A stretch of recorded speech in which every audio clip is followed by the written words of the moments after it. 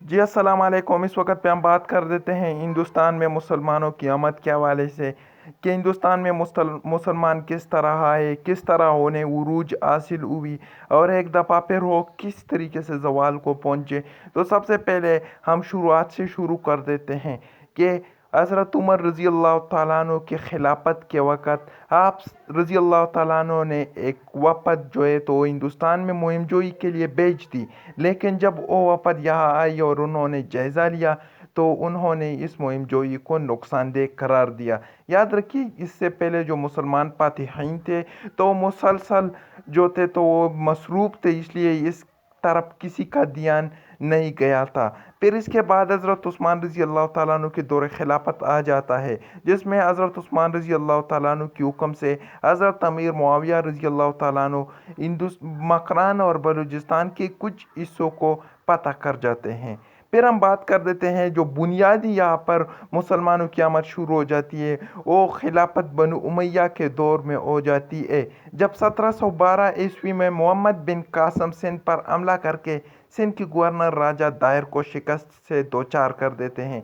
याद रखिए, मोहम्मद बिन कासम के पास सिर्फ फौज नहीं थे, बल्कि इनके पास वक्त के मशहूर उलमाए किराम और सूफिया किराम भी थे, जिन्होंने लोगों को दावत हक यानी दीन इस्लाम की तरफ दावत दी। और वो लोग भी इनके अखलाक से, इनके किरदार से मुतासिर होकर जोक दर जोक जो है तो इस्लाम में दाखिल हुए। लेकिन फिर जब खिलाफत बनु अब्बास का दौर शुरू हो जाता है तो हिंदुस्तान में अदम दिलचस्पी ज़ाहिर कर देते हैं, और यही अदम दिलचस्पी की वजह से हिंदुस्तान में मुसलमानों की जो गिरफ्त है तो कमज़ोर पड़ जाती है। और यहाँ तक जो है तो इसे बुनियादी तौर पर मुसलमानों की आमद का पहला दौर तस्वूर किया जाता है। फिर महमूद गजनवी जो है तो 11वें सदी में एक दफ़ा फिर हिंदुस्तान पर 17 हमले कर देते हैं, और 17 हमलों में मुसलसल कामयाबी हासिल करते हैं। लेकिन ये भी याद रखिए कि वो किसी हमले में भी दिल्ली के तख्त तक नहीं पहुँचे, बल्कि वो दिल्ली तक पहुँचने में मुसलसल नाकाम रहे।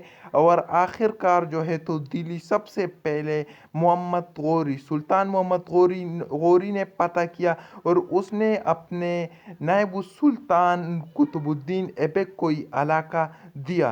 फिर कुतुबुद्दीन ऐबक चूँकि मोहम्मद गौरी का ग़ुलाम था, इसलिए इसकी जो शहनशाह गुज़रे हैं इनको ख़ानदान ग़ुलामा के नाम से याद किया जाता है। फिर इसके बाद खिलजी आते हैं, ताल्लुक़ आते हैं, सादात ख़ानदान आते हैं, और लूधी के शहनशाह भी हुकूमत कर जाते हैं। और इसी दौर का जो सबसे आखिरी बादशाह है तो है इब्राहिम लोदी। इब्राहिम लोदी को 1526 में बाबर जो है, ज़हीरुद्दीन बाबर, जिसे मुग़लिया सुल्तानत के बानी तस्वूर किए जाते हैं, वो इब्राहिम लोदी को 1526 में पानीपत के मकाम पर शिकस्त दे देते हैं।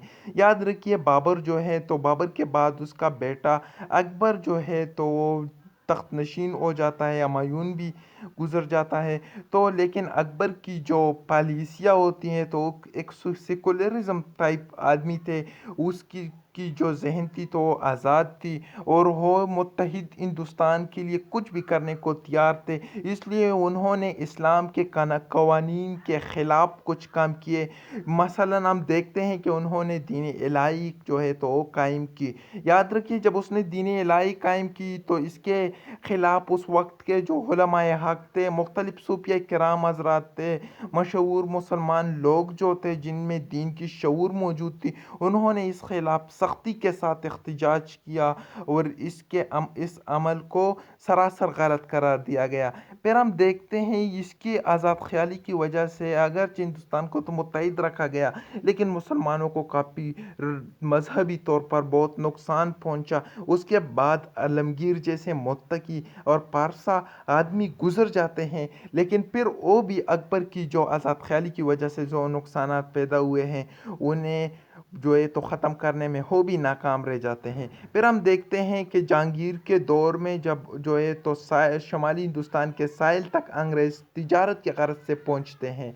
याद रखिए, जब वो तिजारत के ग़रज़ से पहुंच जाते हैं तो उनका बुनियादी मकसद क्या था। वो यहाँ पर तिजारत तो करते थे, लेकिन उनका पहला काम जो था तो वो मुसलमानों की जायदाद पर कब्ज़ा करना था।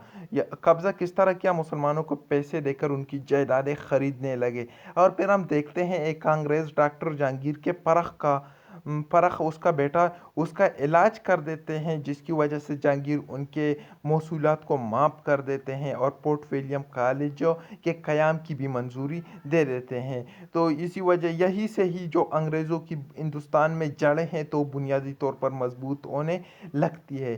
پھر ہم دیکھتے ہیں شمالی ہندوستان میں 3 مضبوط طاقتیں تھیں۔ وہ 3 طاقتیں کون سی تھی؟ نمبر 1 جو تھی تو وہ ہمارے پاس سلطان حیدر علی، دوسرے نمبر پر مرہٹے تھے اور تیسرے نمبر پر نظام حیدرآباد تھا۔ یہاں پر انگریزوں نے ان 3 مضبوط طاقتوں کو شکست دینے کے لیے ایک قاعدہ بنایا، وہ کیا تھا؟ لڑاؤ اور حکومت کرو۔ اسی وجہ سے ان تینوں کے مابین ہی اختلافات پیدا ہو گئے اور یہاں پر ایک دوسرے پر ہی لڑنے لگے۔ یاد رکھیے ان میں مرہٹے جو تھے تو یہ سازش میں کامیاب ہوتے رہے اور آخر کار ان کا جو منصوبہ تھا تو یہاں تک بھی جا پہنچا کہ وقت بھی قریب تھا کہ وہ دلی پر حملہ کرے، لیکن اس وقت میں ایک رہنما ابھرتے ہیں جس کو احمد شاہ ابدالی کے نام سے جانا جاتا ہے۔ احمد شاہ ابدالی مرہٹوں کو پانی پت کے مقام پر تاریخی شکست سے دوچار کر دیتے ہیں اور مرہٹوں کا مکمل طور پر خاتمہ کر دیتے ہیں، تاکہ آنے والے وقت میں ہم دیکھتے ہیں کہ مرہٹے بالکل تاریخ کے صفحہ ہستی سے مٹ جاتے ہیں۔ لیکن یاد رکھیے احمد شاہ ابدالی نے یہ کام جو ہے تو وہ نہایت ہی تجربہ کاری سے کیا ہے، لیکن یہاں پر ہم دیکھتے ہیں کہ احمد شاہ ابدالی مغلیہ دور کے شہنشاہ کی تقدیر پلٹنے میں ناکام رہ جاتے ہیں۔ پھر انگریزوں کی جڑیں مزید مضبوط ہوئی اور وہ بنگال کی طرف متوجہ ہوئے۔ بنگال کی طرف اس وقت جو نواب تھے تو اس کا نام نواب سراج الدولہ تھا۔ نواب سراج الدولہ کو وہ تو جنگ میں شکست نہیں دے سکتے تھے، اس لیے ان کے خلاف ان کے غداروں کو ہی کھڑا کر دیا۔ یعنی وہ غدار کس طرح خرید لیتے تھے، اس کو کوئی عہدہ دے دیتے یا اس کو کوئی خطاب دیتے اور اس کو خرید لیتے۔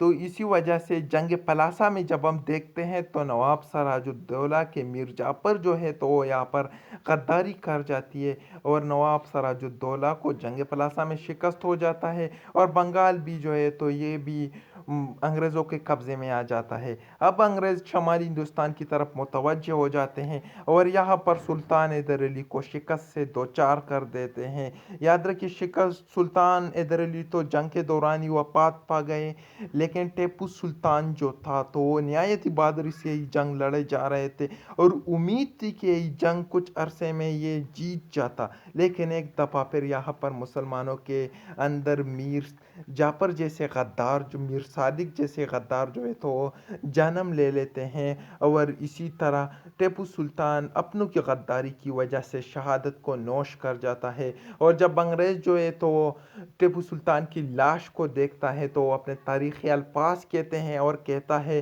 کہ اب ہمیں شمالی ہندوستان اور بنگال پر حکومت کرنے سے کوئی نہیں روک سکتا۔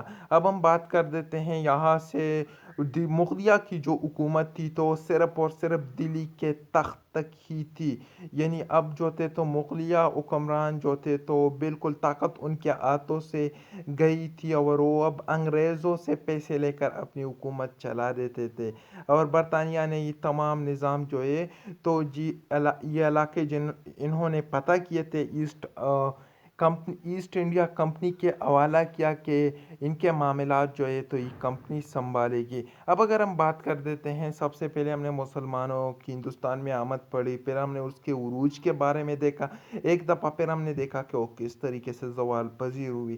تو مسلمانوں کی زوال کی جو بنیادی وجہ ہے تو وہ کیا تھی؟ وہ پیسوں کی لالچ تھی کہ وہ انگریزوں کو کے خطابات حاصل کرنے کے لیے غداری کر جاتے اور اپنوں سے جو ہے تو وہ وفاداری نہیں کرتے، یہی ان کی بنیادی وجہ ہے۔ تو اسی غداری کی وجہ سے مسلمان ایک دفعہ پھر غلامی کی زندگی بسر کرنے پر مجبور ہوئے۔ انشاءاللہ نیکسٹ ویڈیو میں ہم 1857 کی جنگ آزادی کے حوالے سے پڑھیں گے۔